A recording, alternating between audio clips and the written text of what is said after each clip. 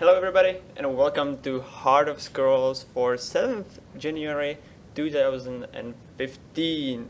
On today's show we'll talk about meta a little bit, we'll talk about how I hate it, it's one of my main points, and then we'll move on to year in a review most likely, like looking back at the year, what actually came in that year and so on. So that should be fun. We missed the show last week, and I wanted to do it last week, but now is the time that we do it. So, yep, it should be good. I think it should be good because I have good guests, and that's what makes the show good. So, hello, Sysp, welcome abroad. Not abroad, welcome here. Oh, broad. Well, always happy to be here. Yeah. Hey, Cantor, how are you doing? Hey, doing all right. Yeah, happy to be here as well.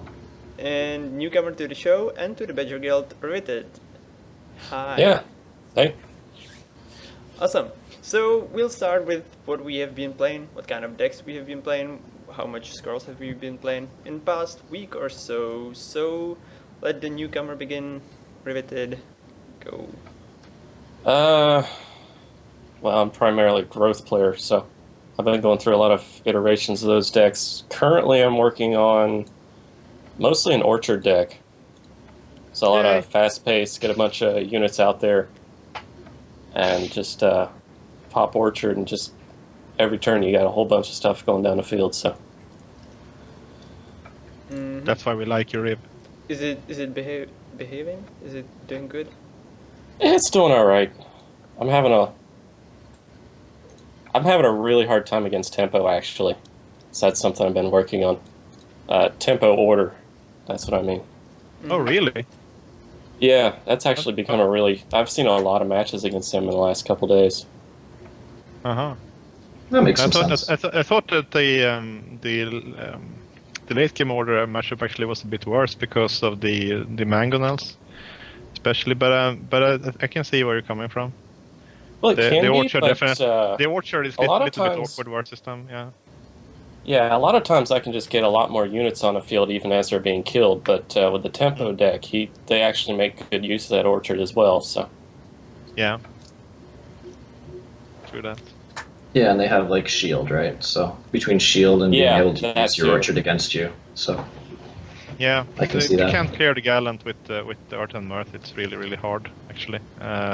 Then they benefit just as much. So it's that and really the getting the terrain brutes going. I think. Question: does unground go through armor? Is it magic or is it physical damage? it's magic. it's magic. Good. Okay, that's an option. Okay, let's transition into Sysp, who has also been playing Orchard as far as I know, but not in Growth. So, go on. Well, I did play a bit of Orchard in Growth. I started experimenting with a really weird build with and the Reason as well to get around the gallant problem.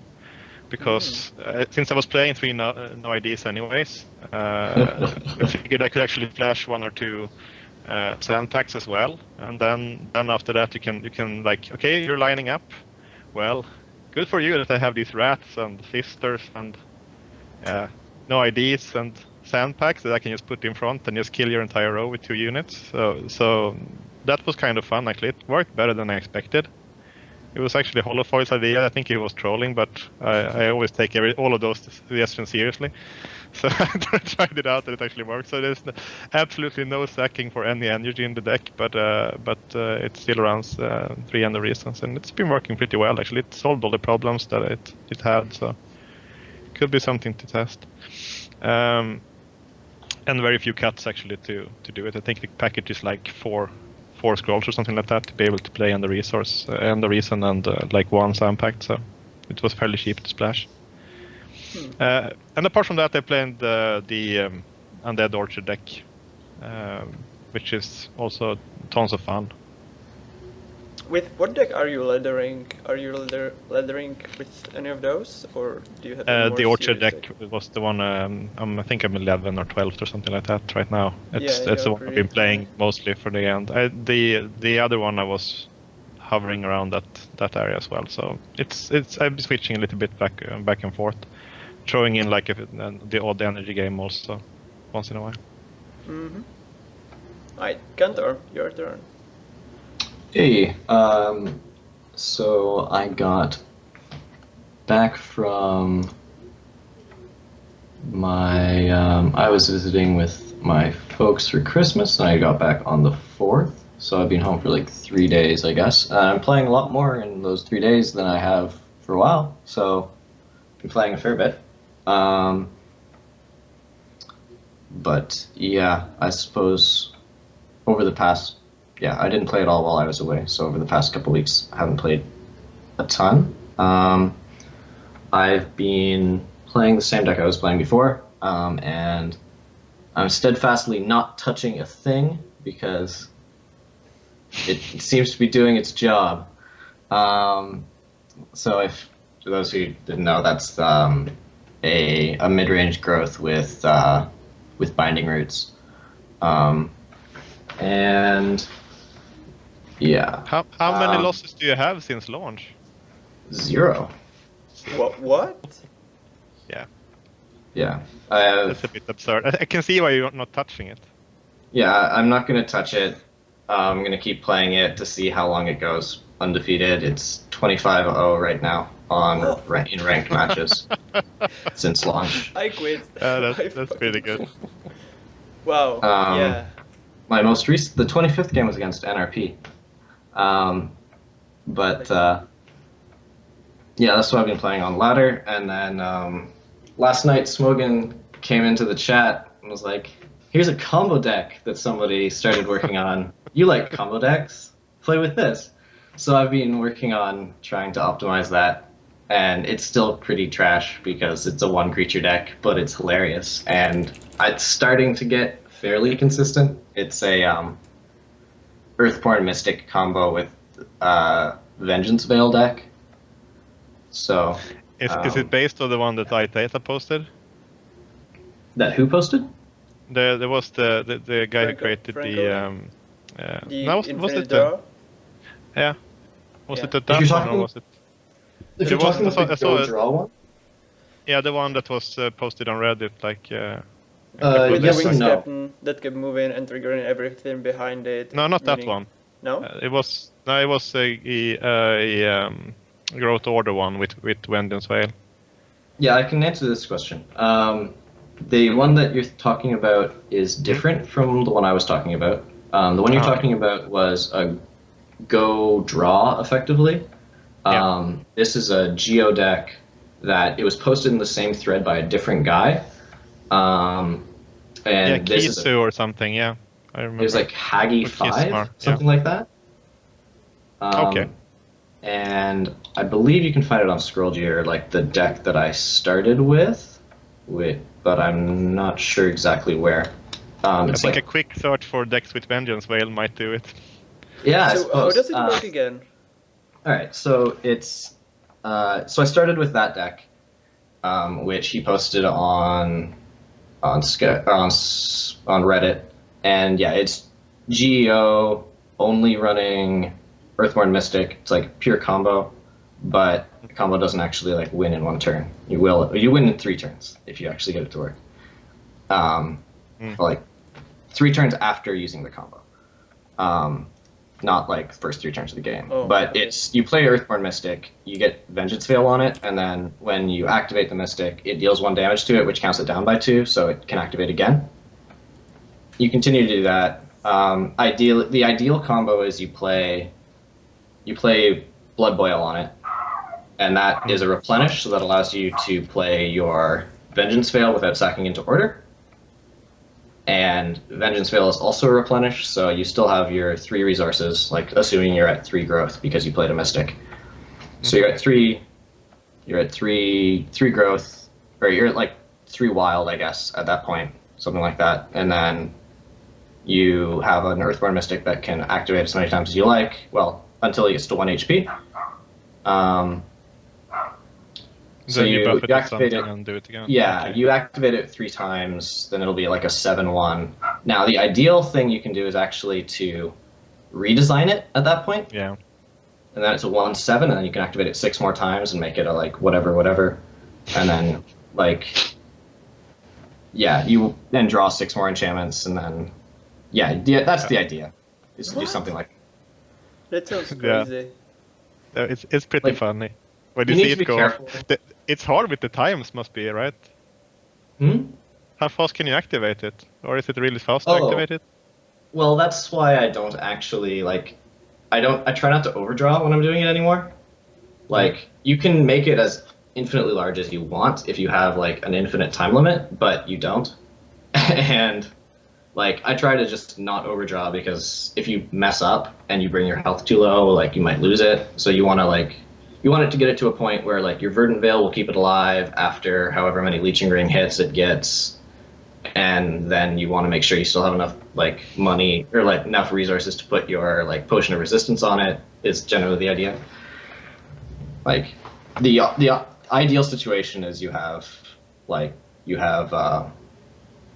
Verdant Veil, Leeching Ring, Vengeance Veil, and Blood Boil and Potion of Resistance all on it, and then the next turn you play.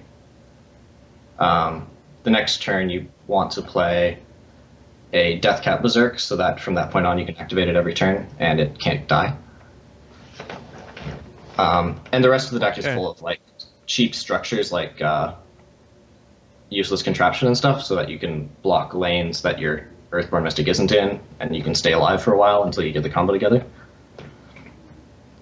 But yeah, it's not great. It's the beauty. Yeah. So it's not competitive, is it? Yeah, It's a what? no, it's very competitive. It's very competitive. Couldn't you tell? I don't know. It might be. I don't know. I will get 1, 2 out of 3 test games against like a Badger, but, like, I don't know. I'm scared. You know and I haven't seen it. that I mean, I think that the combo element is actually quite exciting on it. But I've lost multiple games to that stupid, like, wildling. I think it's better than your average Wildling did. Yeah, you know that the one that was running around. It was like eventually they get like 2020 wildling that just ramps through everything. Yeah, this tries to do that faster, and you get, like, try to get, like, a 2020 Earthborn Mystic that draws your whole deck. Yeah, that looks interesting. It's not very few infinite combos, so it's always like spider senses always go off. Interesting though that it's been this long before it's been actually activated at all. Almost. I mean, that combo must have been in the game for I don't know how long. Yeah, I don't know how good it is, but yeah, it's been in there for a long time. They didn't change Vengeance Veil in that balance patch, did they? To count down by 2. It was 2 always, right? Yes. Yeah. It was changed to 2 at some point, but probably a long time ago. Okay. I remember. I believe the original Vengeance Veil was only countdown by 1, and it cost 1 and didn't replenish because replenish didn't exist. But yeah. Yeah, true. Yeah, so replenish is pretty good. It seems, huh? Replenish is I think that it's been very. I mean, given also the previous discussion about or the mention of the end of reason splashing. I mean, no idea was already in that deck just because of a free scroll is pretty good when you're playing a faction that counts on how many scrolls you can actually play, like with all the creatures coming into play effects. Playing something for cheap is actually very, very good, even though it's just a ripper really for 1 less at that point that you can't cast early. But I don't think we have discovered all of the replenish options yet. There was a hint also of that in that ED alt deck running around with that was actually using the splash from the energy siphons. And given how good the draw is in the game with like sacking for 2 scrolls, it's fairly easy to actually assemble those 2 card combos. So I think that might be something that we have maybe a little bit undervalued with regards to just pure pro power. Squiddy's posted in chat that there's a patch note from December 3rd. Yeah. Oh, okay. Yeah. So it was only that. Yeah. It's fairly recent. It's only a month. Okay. Makes sense. Interesting. All right. I wanted to transition, I think. Well, that was an interesting discussion. Let's move on to my experience on Leather. Because I'm going through, like, times when I don't play it at all, and then I absolutely must leather, which happened recently. I was hating on late game order, which meant that I didn't enjoy any deck that I played because they were all just losing. Then somebody in Badger chat kept saying that automatons are doing pretty good, so I went on Scrolger and took Donkey's deck list and started winning like crazy and played a ton. And now I'm at the point where I'm actually meeting decks that are beating me again, so I'm not enjoying Scrolls again. And from I know that when we talked before the show, just between us four, you guys said, or Cantor said that he keeps winning, and now he actually said it too when he was talking about his growth deck. But for me, it feels like when I play aggro growth or like my beast growth, I lose to late game order. Then I play automatons and I lose to growth, and it has this rock paper scissor feeling of the ladder. And if there is a deck that is just consistent as Cantor is, I don't know, maybe you're just godly player who just doesn't lose, but I don't believe the consistency. For me, the ladder, and whenever I watch tournaments and stuff, it feels really a lot like rock paper scissors, and I'm kinda hating on that. So I thought I would mention it. Yeah, that's actually one of the reasons why I started moving into orchard growth, because just either aggro growth or late game growth both had hard counters in decks. So I was trying to find one more of a middle ground so I could take on both of those natural counters in the meta. I'm still trying to work out the kinks. I was actually surprised to find out that tempo order was starting to come back, and that's almost a hard counter right now. So that's what I'm trying to work around again. Yeah, true. No, but I think it's. I don't think we can look at Counter's run, for instance, and see that it's like that's how it's supposed to be when you find a deck that is good. I mean, I think that we can probably call it as an anomaly. I mean, if you look at the ladder, most players actually fall in and out of the top 10 a bit, and that's because they lose some, and losing some is just natural. Just because if there was only one deck that was viable, I don't think it would be a very good game. But that means that, like, in order to stay consistent, you need to have a high win percentage if you want to be up there. But a high win percentage might be like 70, 75, 80%. That still means that if you ladder like for an hour or so, you probably lose a game. It's just like with that percentage. I mean, if you can go through like maybe. Oh, well, I forgot to talk about scrolls, but if you ladder for 2 hours, maybe you can lose one game. Then I mean, if you play like 5-6 of them, and then even if you have a good run, you usually lose one, and that's just the nature of the thing. I mean, there's definitely gonna be decks that have bad matchups, and it's safety walls that they do. I mean, if they wouldn't have any bad matchups, then it wouldn't be a very interesting game. I don't know if I agree with that because the metas I enjoyed the most over a year and a half that Scrolls were out were usually when you end up in mirrors, like when Decay was really, really strong and was the only deck played with all the Watcher Geddons and Harvester fights, etc. That's when I enjoyed Scrolls the most, because I was pretty good at that mirror, and I think it was really in-depth mirror where a lot of skill showed and a lot of mind games, and I really enjoyed that. And when it's like this, I mean, it's good because the meta is evolving, and you can see that it's not just one deck that wins and everything has counters. But I personally would like it to be a little bit more stale, so I could just, keep playing my deck and keep fighting the same deck against me, or little variations of it, and see who is the best. Because when I ladder and I get not hard countered, but something just beats me most of the time, I feel like, yeah. But it's the nature of CCGs, I guess, or TCGs. So I'm complaining about something that shouldn't be changed, I guess. Yeah, there's like people want to see a amount of diversity, right? And they want to be able Yeah. to like make their own decks and decide on their own what they should be allowed to play.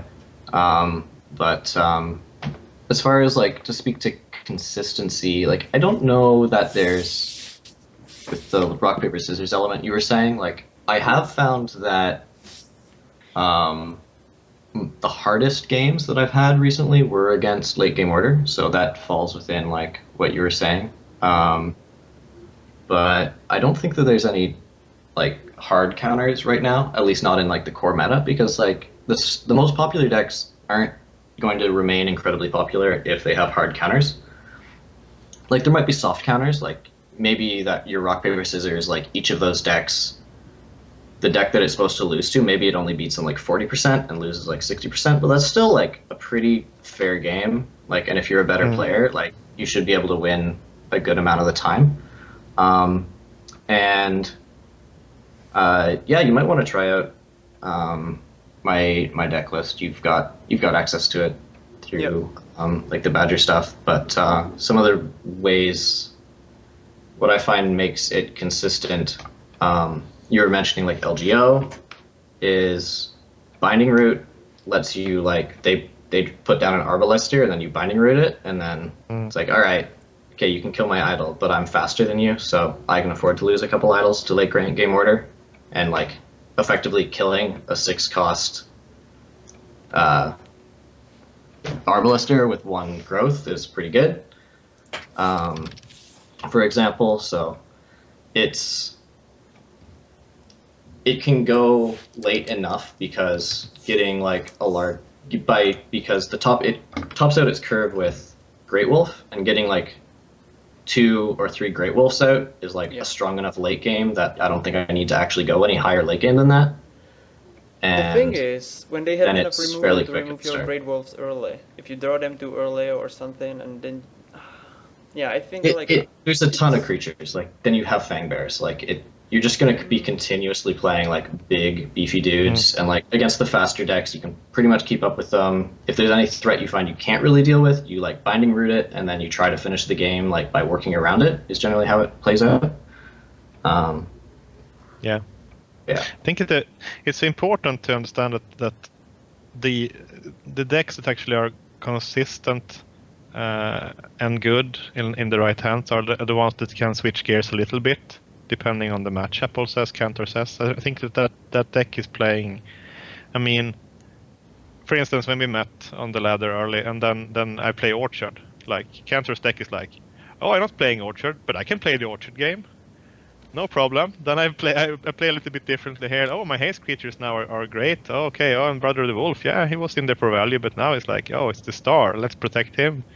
And the same thing also with the Binding Roots. I mean, they have different targets in almost all the matchups, and in some matchups they're probably not used at all. Almost like they're a little bit harder to utilize in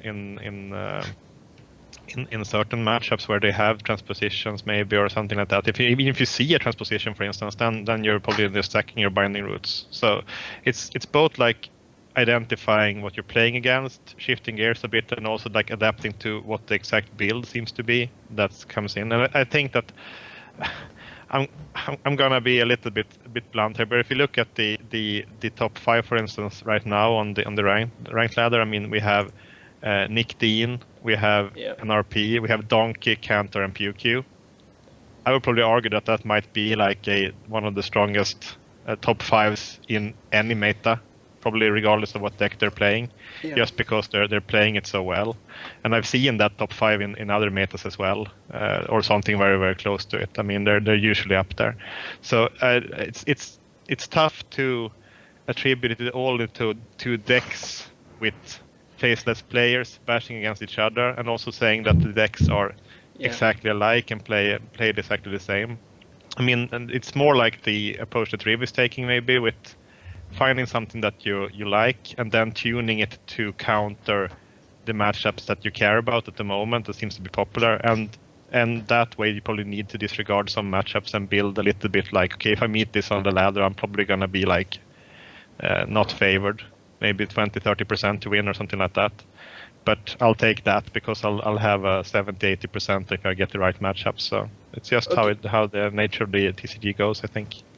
I think there's one problem in that, and for players like me, not for players like Cantor, but for me, and it's when I keep meeting the same people.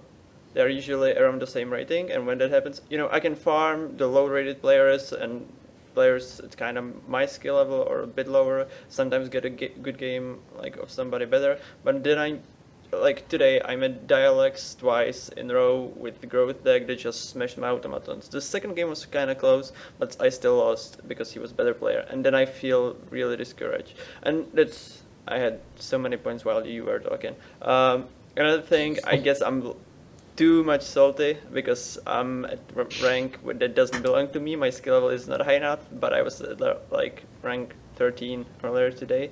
So I was, really hyped, and meeting the actual opponents that are actually good and putting me back to my place hurts my ego. So that's why I'm a bit salty about the meta. Yeah, and I had a third point and I forgot it. Okay. Well, even to go on with that point you just said, there's a huge difference between the first 100 players in terms of skill level. There's even a huge difference in the first like 40 or 50 right now, Yeah. just because there really aren't that many people playing in ranked. Yeah, I think Yeah. the top 10 and top 20 are two different brackets, and top 30 is, well, I would say it's like top 10 bracket with people that switch out from top 20, and then there are top 20 people that go to top 50 and sometimes reach the top 20, and the top 20 to top 50 is another bracket. Does that make any sense, or am I too complicated?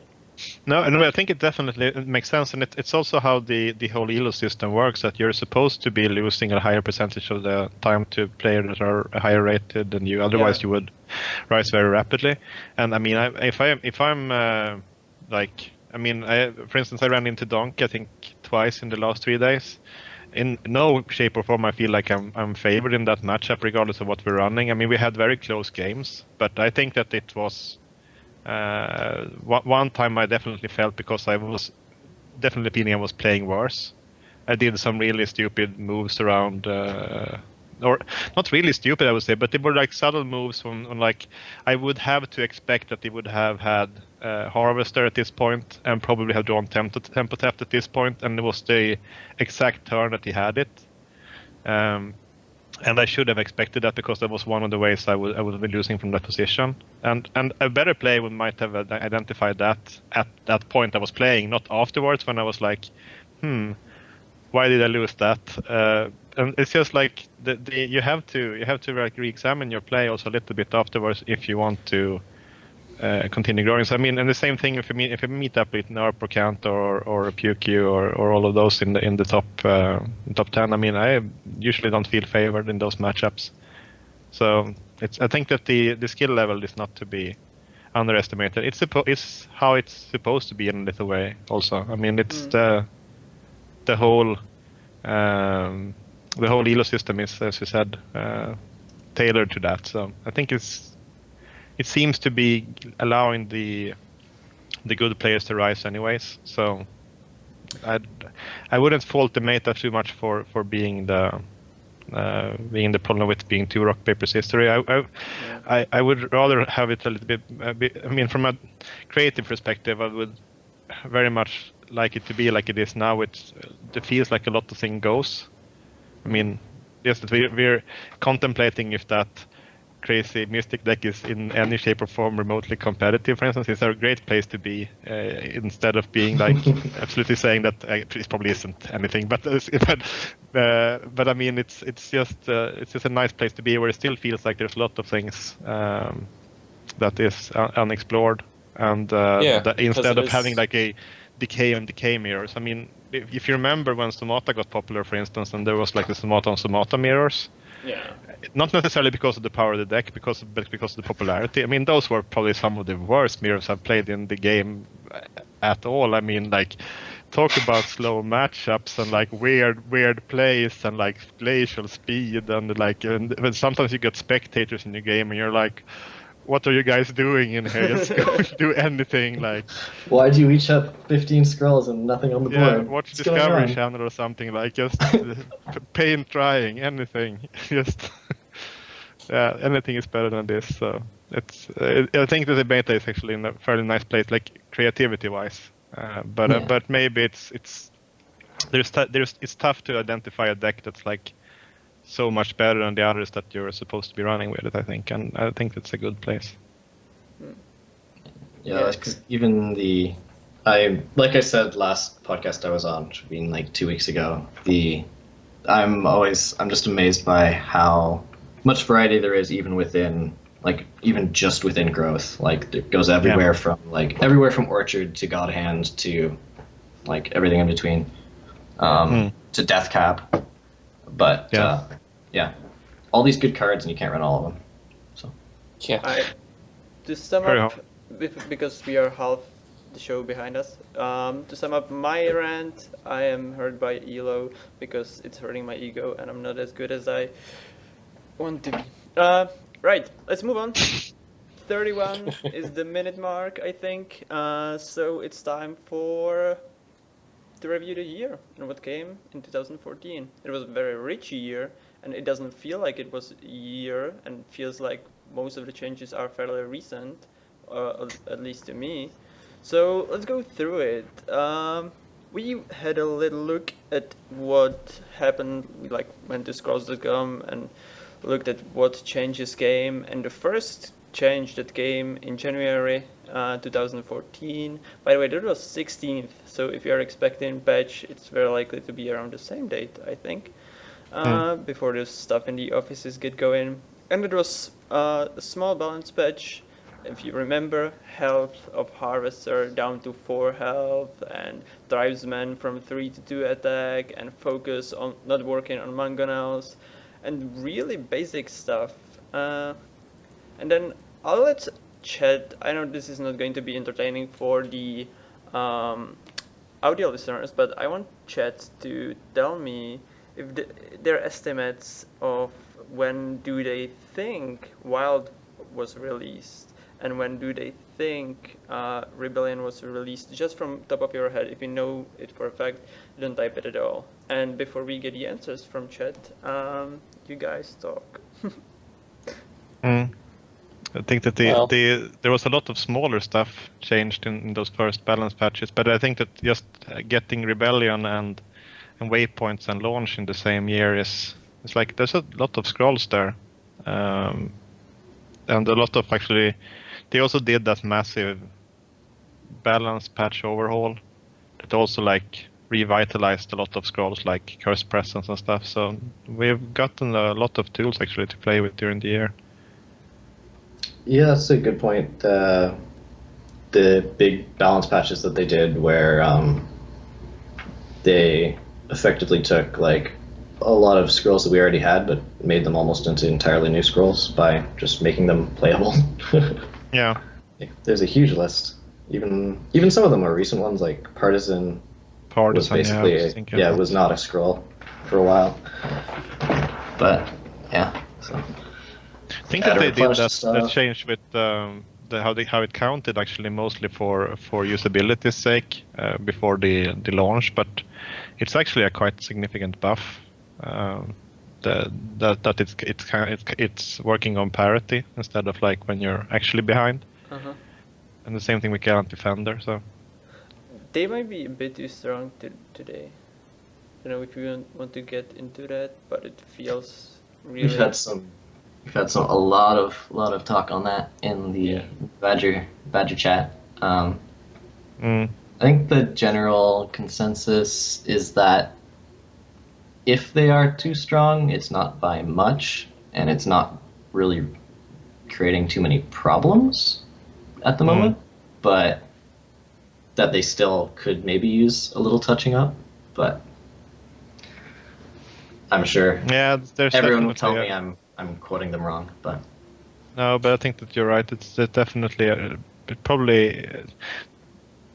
it's interesting but it feels like they're blanking some stuff also. Like the Spearmans, for instance, are like completely blanked by the power level of Gallant, and that might also be a problem. It's probably not their own power level, but also a little bit on how they're holding some of the other stuff back. So there could be interesting to just, I mean, for instance, would you give a poor Ducal Spearman another point of attack, please? I mean, he's like, what did he do to deserve this? There's definitely some stuff that they could try to touch on and see if it helped. I mean, speaking of that January patch, the Greylock Outcast actually got a point of attack in that patch, and that helped a lot. Yeah. The Scout Automaton got a point of health, and that helped a lot. So it could be very small changes that like bring some scrolls into the limelight that they aren't like in every deck, but they are in some decks, and they don't get buffed into like suddenly outshining like Earthborn Mystic or Brave or something like that, but they're like role players all of a sudden that they can actually get into some decks. And I think Ducal could probably get that treatment where he could be viable in some situations, in some metas, and not like it is now. So, but that doesn't necessarily mean that the Gallant needs to step back. It could be that the Ducal needs to step forward, for instance. So. Yeah, my personal like little change that I would think to go with if they decided that those two scrolls are too strong, Partisan and Gallant, I would just take 1 point of attack off each of them, because like they would both do their job at that cost. And like a 2/3 is a nice creature to get for like no scroll cost, and a 1/4 with armor is almost as good as a 2/4 with armor, because the health is what you really care about. And it would make it mirror Ducal Spearman. They'd both be 1/4s with a defensive ability. So yeah, that would be my first thought, and that wouldn't neuter either of the scrolls. But I think that if we talked about, for instance, if you go back to the same balance patch and keep milking that, I mean, Harvester going down from 6 health to 4 is obviously like it's one part of the survivability of the scroll. But I remember when we talked about that a year ago, then that, I mean, a 3-cost 6 health creature, movable. Like, couldn't it be a 0/6 and see play? I think it could. Yeah, probably I remember be. having that discussion. Yeah.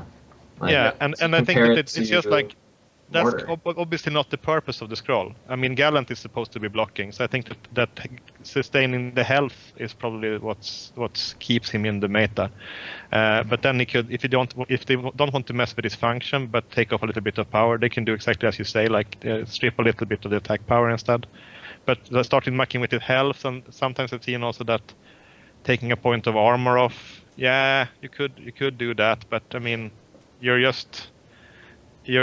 messing with his strength, and it kind of like brings all the scrolls into the same area instead, where they're all like same kind of stats, no one sticks out, and then the power level is actually a big problem, because then every scroll can be compared just because they have similar functions. So yeah, and also like one of those, I think it's good for them to retain certain symmetries, like within factions or like between factions. So like when you said the suggestion of reducing the armor on Gallant to 1, like at that point red flags go off. I'm like, no, order units, if they have armor, have 2 armor.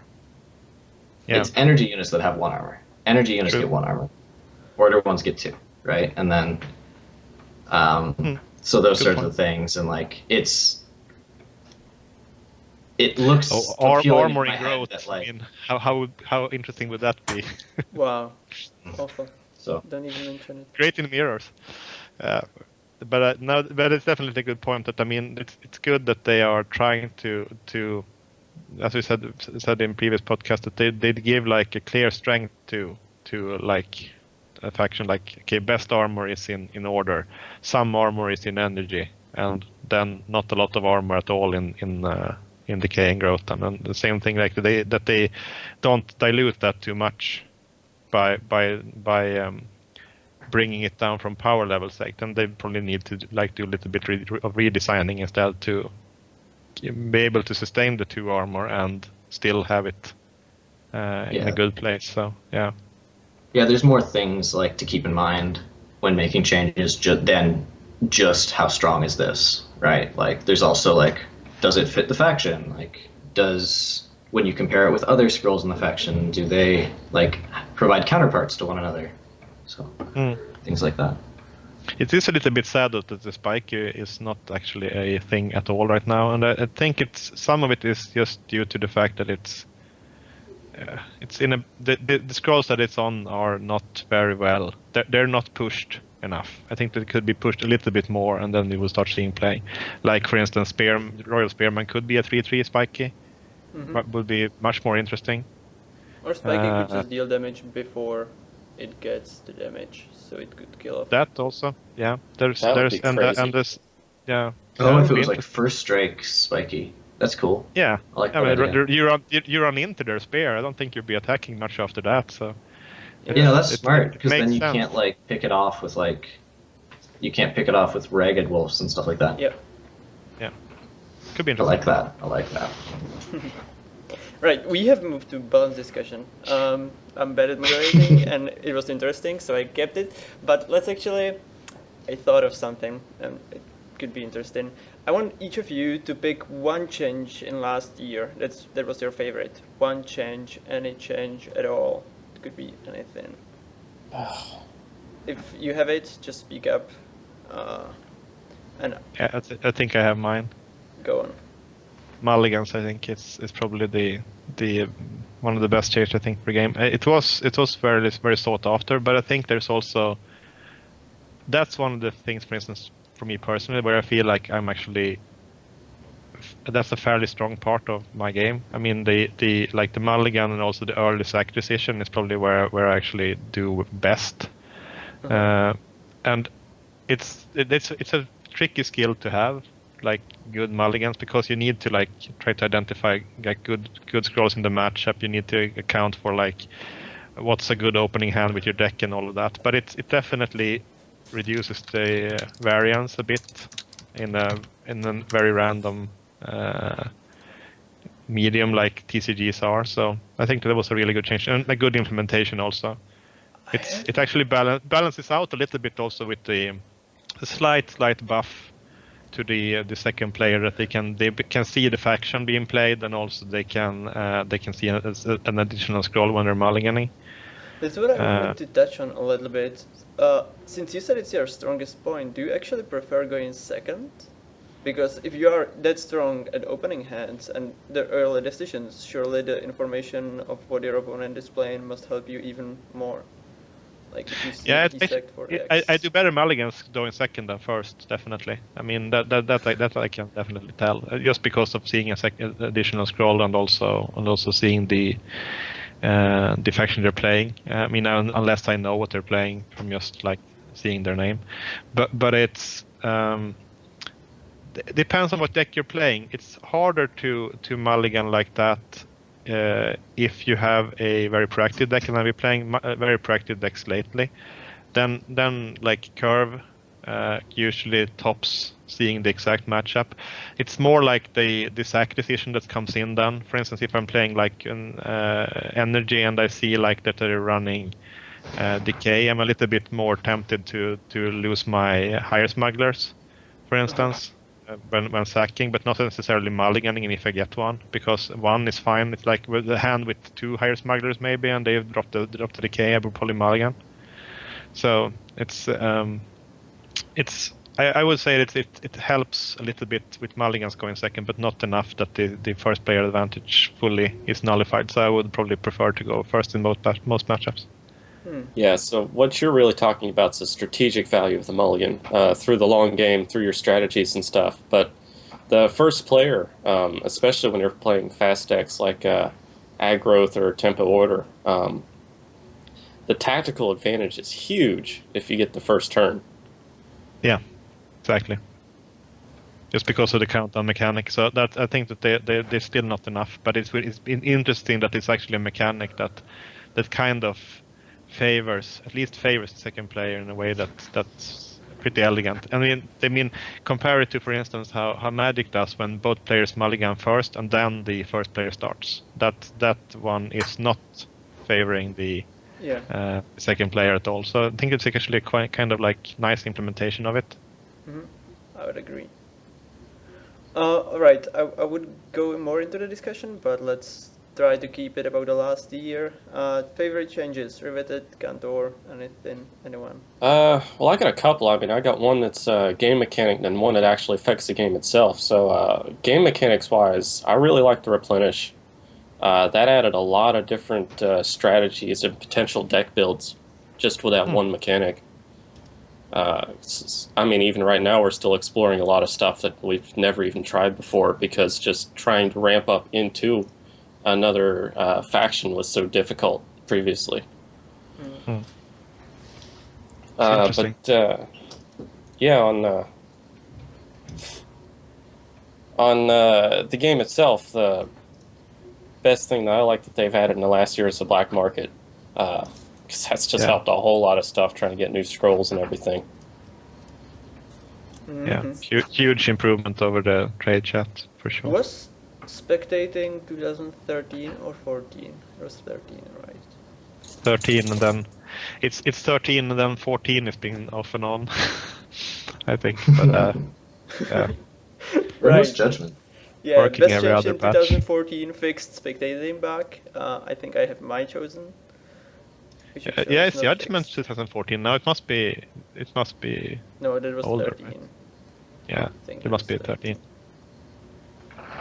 Yeah. So Think Cantor, any big change coming? A big change. I've been trying to think of a good response here, so that's why I was curious about Judgment. What really stands out?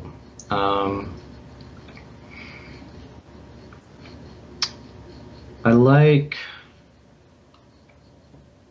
I don't know. I can't think of one thing in particular that like seems really spectacular. How do you like lingering? I was thinking about saying lingering, but lingering. I don't think they've pushed lingering hard enough yet. Yep. I think they need to make like really good lingering cards. Because they put in the safety valves so that they could push it, and then they didn't push it. I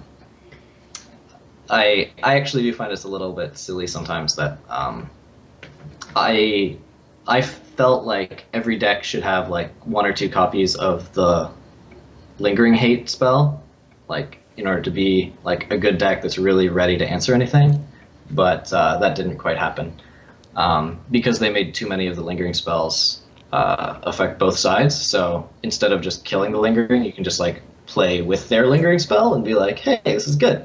But no, I would just say the content releases really have been excellent. Yeah, we like that.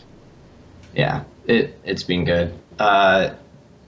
With waypoints also bringing so many balance changes to other scrolls that were released in Rebellion that didn't see a lot of play, like having that all sort of get patched at once was excellent, and now we have such a diverse meta to show for it. So yeah, nothing too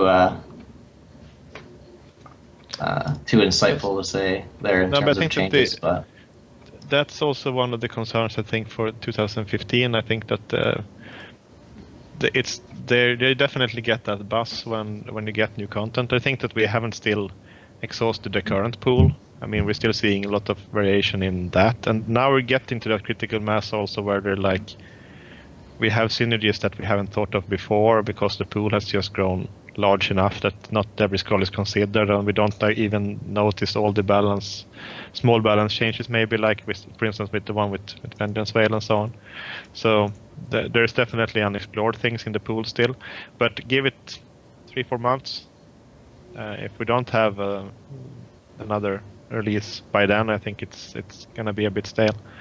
So it's all the whole thing with TCGs are that they renew themselves. So we definitely need something in 15 for content.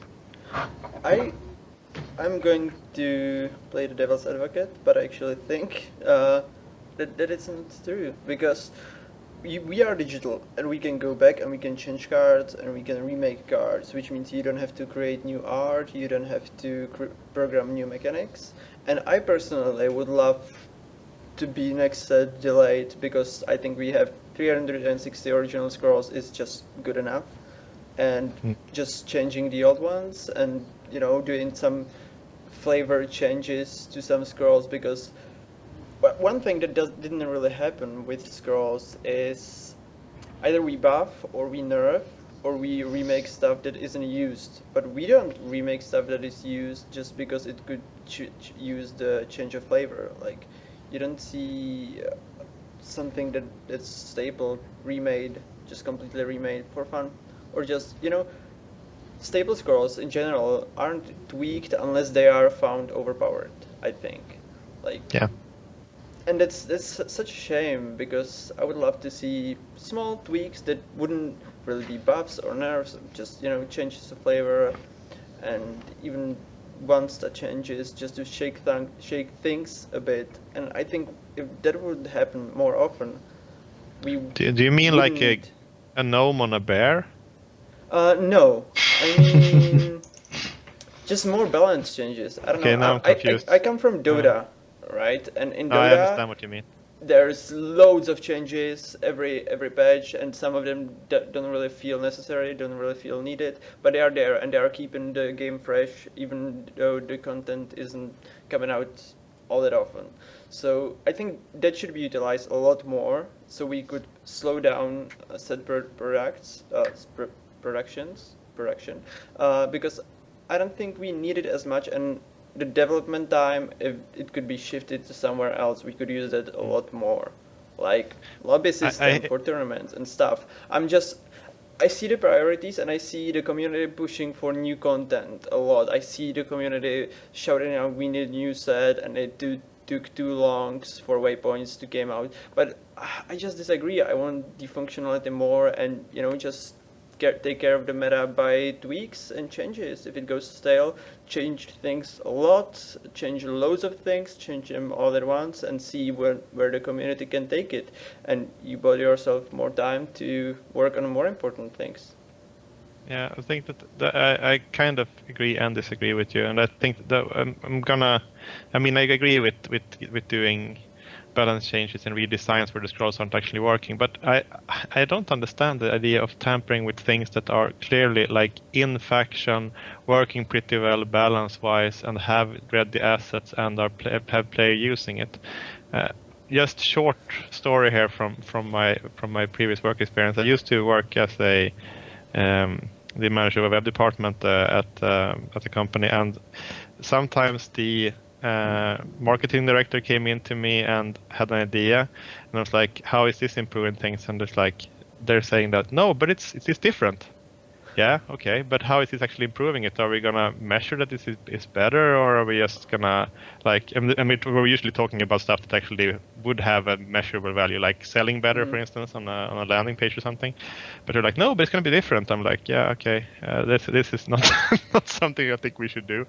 And it's just like making fresh for freshness sake is sure if the things go really stale, but then you have stuff to bring out to the seller that are seeming no love at the moment, and buff those instead then to bring into value. Don't muck with the things that are like proven value, and especially like theme wise and functionality wise, like for instance, but let's say Gallant Defender for for better or worse. I mean, it's clearly an order scroll.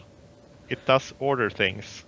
It's definitely the same thing with like the infantryman that are buffing lines and so on. I mean, why change them to do something else, for instance, when it's like clearly defining part of the flavor of the faction? So rather, I don't think that they have enough design cycles or so to actually spend it on stuff that they have proven working. I think that there's enough things that are probably not seeing play that could be more in faction, or just like weird in faction, that it's like it's not being used because it doesn't have a place. So that's where the redesigns come in. And like, for instance, look like Curse Present, for instance, like slotted into a meta slot somewhere, definitely is a decay scroll brought some interesting parts to the curse mechanic and so on, and it was completely useless before because no one can understand how it worked. So it's just it's more interesting when they do stuff like that than changing around stuff that is actually proven to work. Yeah, I think my philosophy is a bit broken there because, like I said, I come from Dota mainly, and the values, when you change value by a little bit, it doesn't have that big of an effect. But in Scrolls, you can't really tweak a little tiny thing. You just have to change anything by one, and one is but that so I agree much with. in I think that Scrolls. the exact the buff that you're talking about, the "Hey, come look at me" buffs. I think that they are doing those already. Like for instance, the Sumata shift buff Yeah, that they yeah, did, they are doing moving those. it from four cost to 3. I mean, it was probably playable at 4. No one was Yeah. playing it. The But at issue 3, I have it's is pushed enough to see it to see some attention at least, and then you can see like, okay, but maybe we can do like creature light decks with this that actually don't suck, and yeah, it's just more of those like just flags to the community. Like, look at this scroll now; it's a little bit better now. It probably was playable before, but now you get the hint that you can actually try it out again and test it again and find how good it is in the current meta. yeah. Yeah, I'll So tell those you they can do. Go a on. classic example of that right there was when they changed what is it, ancestral? No, not Pact? totem. The Ancestral Pact. Ancestral Pact, yeah, from a single use to a lingering spell, and that created more options there. I mean, it's still not used as much, but I certainly started considering it again. Well, that's an interesting example because when they changed that, they didn't just change it from being They broke good. it. Yeah, that they didn't change it from being good to being like a little bit better so people notice it's good. They changed it from being like mediocre to being the best scroll in the game to having to nerf it. It's both a good and bad example, I think. But it's like that's more of like a honking horn or something, like a candle firing or something that lets a little flag being raised, like, "Hey guys, look at me." It's more playing. surprising that it took us that long to realize it was busted. Yeah, It was more surprising that people weren't immediately like, "Oh, this is the best lingering spell in the It game." was Puts crazy in every day. busted. that's a trend with Crazy busted. Scrolls. Some things just take too long to change. But back to the discussion, because my issue, I mean, yeah, they're doing the raising flags thing, but I don't think they are really attacking the absolutely core staples. For example, Royal and Dugal Skirmisher. They are just so staple in almost every order deck. I cannot imagine order deck that Yeah, would they've be never really changed. good long term. That would not run them. And they don't need a nerf because nerf would make them horrible or just not as good, and it would just hit order too much. But I could see if Scrolls has had a different stats, like if it wasn't 3 but it was 30, just changing it a little bit, that could, both few things. I don't know. I just see those cards that were played when I started playing in a year and a half ago, and they are still played and they are still staple, and they could use something, just a tiny buff just to tell people, just throw it out of the deck maybe, or maybe reconsider. I don't know. Am I making sense? I know what you mean because I've played I've played a bit of Dota and I've seen those patch notes that you're talking about and similar games. I don't think that's like I think I'm with Sysp on this for the time being at least, because there's lots of other scrolls that they can change to shake up the game, and because there's a lot of heroes in Dota, but there's even more scrolls in a card game. Like there's even more cards in a card game. So, and it's once you have them working well, especially like it takes a while to really get them balanced the way that you really want them. So it seems better to me to try to increase that pool either by bringing up the scrolls that people aren't using and with continued releases. And then eventually once we get to enough a large enough card pool, then you can also shake up the meta by changing which scrolls are allowed and which are disallowed for like certain periods, certain like seasons and things like that. But yeah, I think they're doing a pretty good job with making unused scrolls useful. Like there's also Yeah. there's a number, especially like you guys are all. There's a lot of people running well the 3-drop that with poison on both sides. Yeah. that was- Freaky, Festering freak. freaky freak. Festering freak, he's awesome. Festering freak. Yeah, Festering. like he's a great example of that, and I think he's in a good spot now. Yeah. Very, yeah. He's a Blightberry you can hide behind for one less cost. I mean, what's not to like? Yeah. But almost. But I think that it's really priorities. I mean, don't get me wrong. If say that we don't get any more content at all, like Sky's Falling, I would be very happy. Like in 6 months or so, if they didn't only just do balance patches, but for some reason they did also like shake things up a little bit, like the MOBAs do, with just bringing more other heroes to the forefront, because it's boring seeing the same faces all the time. So I definitely agree with that point, but I don't think we're at that point. Just I think that there's enough things that we can visit and buff enough that they actually fulfill any role in the deck and become role players, rather than touching the staples and changing those around functionality wise. I think that there's enough things that could like find a spot in one deck than with some smaller buffs. It could be like health points here and there, some power, just looking at the scroll what it's supposed to be doing in the faction, and maybe strengthen that aspect a bit. Maybe scaling back some of the other aspects of it, just doing some slight redesigns, so that I mean, it doesn't take much to get scrolls playable. Like Wilding, for instance, like one less cost there did a lot of things for her. I mean, she's not in every growth deck. Yeah. Certainly playable in some. So. Well, and I don't know about you, but like when the big reworks are done in the MOBAs, So loads sometimes of like. Go on. Well, like when the big reworks for champions that in League of Legends, for example, that aren't used very much get made, like sometimes I really miss the old version. Like Heimerdinger.